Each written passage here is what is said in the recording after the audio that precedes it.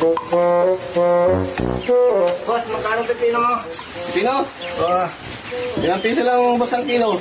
Ay, tama, nagpapahanap niya aking boss. Tatawagin ko lang. Sige, sige. Yeah, boss.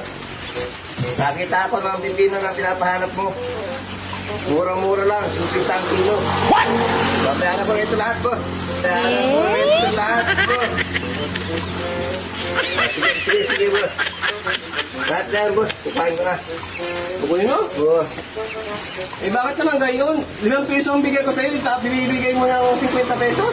Ano ba kalmanan? Negosyo ko yan. Pakalmanan mo, yung negosyo mo. Eh hindi ko ito bibigay sa iyo. Ay, bibili ko na nga lahat. Eh negosyo ko ito. Huwag mo pakalman. 5 piso bigay mo tapos bibigay mo sa'yo 50. Aba, hindi na.